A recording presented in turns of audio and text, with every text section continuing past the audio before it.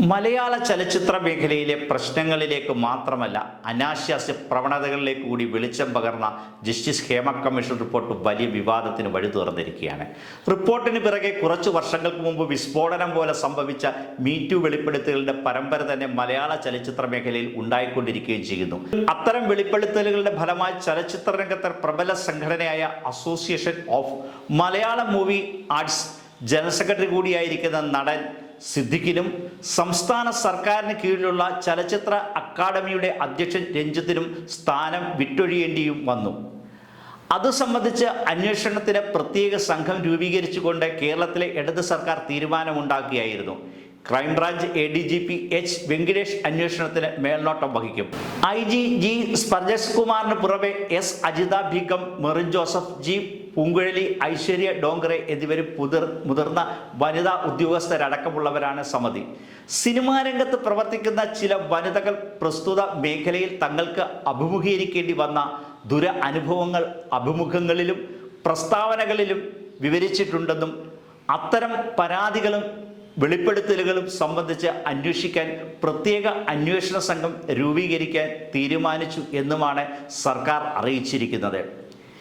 Hema committee റിപ്പോർട്ടിനെയും പിന്നീട് പുറത്തു വന്നുകൊണ്ടിരിക്കുന്ന വെളിപ്പെടുത്തലുകളുടെയും ഗൗരവത്തോടെ കാണുന്ന സമീപനമാണ് കേരളത്തിലെ സർക്കാരും ഇടതുപക്ഷവും സ്വീകരിച്ചിട്ടുള്ളത്.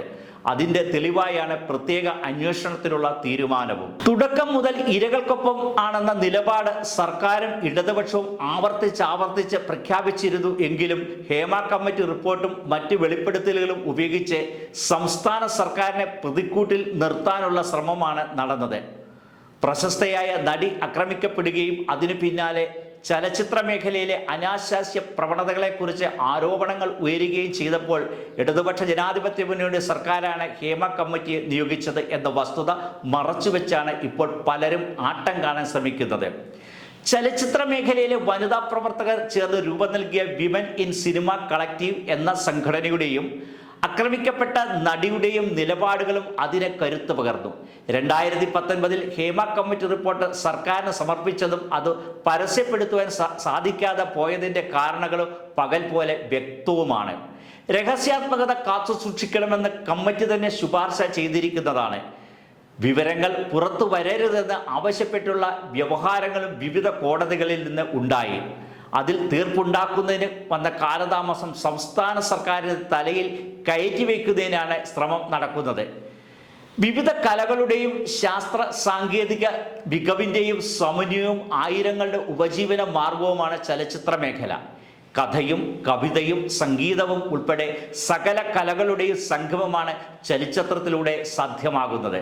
അതുമായി ബന്ധപ്പെട്ട് പ്രവർത്തിക്കുന്ന ഓരോ വ്യക്തിയും അതിൻ്റെ നിലനിൽപ്പിന് അനിവാര്യവുമാണ്.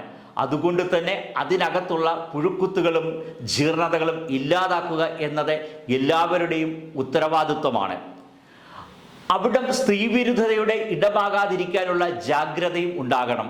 കുറ്റക്കാരുണ്ടെങ്കിൽ നിയതമായ വഴിയിലൂടെ കണ്ടെത്തി മതിയായ ശിക്ഷ നൽകുന്നതിന് സാഹചര്യങ്ങൾ ഉണ്ടാക്കുകയും വേണം. അതിന് ഹേമ കമ്മിറ്റി റിപ്പോർട്ടിലെ നിർദ്ദേശങ്ങൾ ഏതു വിധത്തിൽ സഹായകമാകുമെന്ന ആരോഗ്യകരമായ ചർച്ചകളും നടപടികളുമാണ് ഉണ്ടാകേണ്ടത്. അതിനു പകരം വിവാദങ്ങളും ആരോപണങ്ങളും സൃഷ്ടിച്ച് മേഖലയെ തന്നെ പ്രതിസന്ധിയിലാക്കാനുള്ള പ്രവണത ആശാസ്യമല്ല.